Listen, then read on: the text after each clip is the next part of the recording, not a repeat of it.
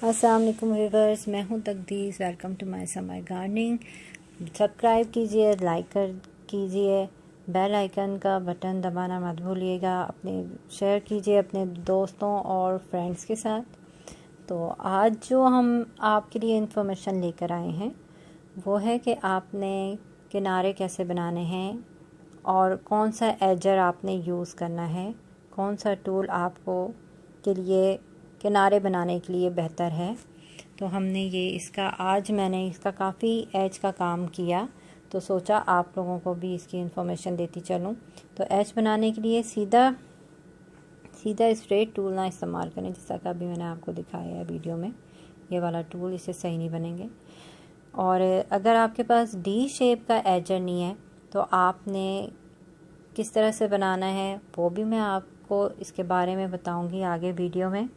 तो अभी जो आपको मैं सिर्फ ये थोड़ी इन्फॉर्मेशन देती चलूँ कि हम किनारे क्यों बनाते हैं, हम बाउंड्री क्यों बनाते हैं एक दूसरे के साथ, उसका रीज़न है, वो वजह बताऊंगी आपको। वजह ये कि जो घास की पट्टी है, आपके फ्लावर वाले गार्डन, जो आपने फ्लावर वाला हिस्सा बनाया हुआ है, वो इसमें जाके शामिल हो जाती है। तो वो जब शामिल होती है तो ज़मीन जो है कंजस्टेड हो जाती है। उसकी वजह से इस ज़मीन में एरिएशन नहीं होती है, हवा का गुजर नहीं होता। मिट्टी आपकी कह लें कि कंजस्टेड सख्त होने लग जाती है, और ये घास जो है आपके गार्डन वाले हिस्से में शामिल होने लग जाती है, और जो कि बुरा भी लगता है।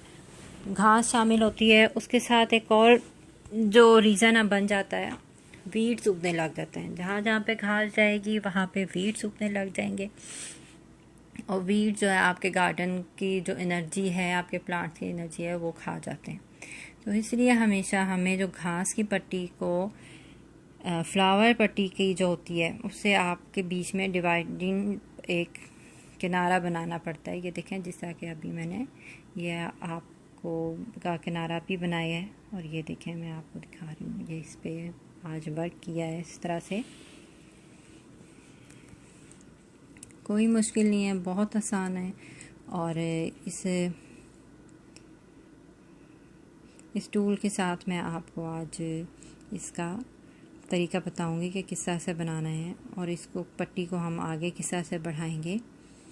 अगर आपके पास डी शेप का एजर नहीं है तो आप ये कर लें। अगर आपके पास मशीन है एजर बनाने वाली तो ये तो बहुत अच्छा और इजी काम है। और जिनके पास इस तरह के टूल्स नहीं हैं, तार वाला टूल नहीं है, हैंडी टूल नहीं है, जो गुड शेप में वो नहीं है, तो उनके लिए ज़रा प्रॉब्लम होती है।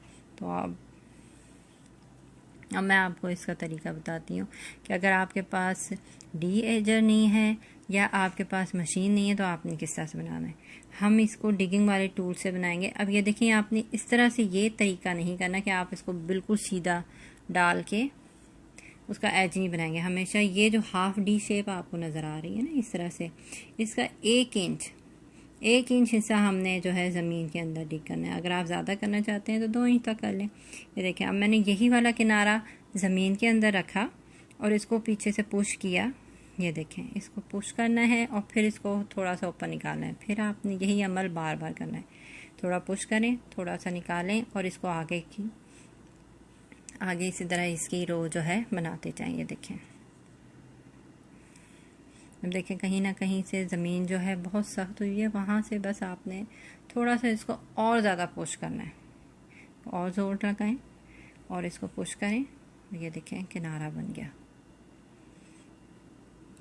ये इसका आप इस तरह से डिवाइड करते जाएंगे।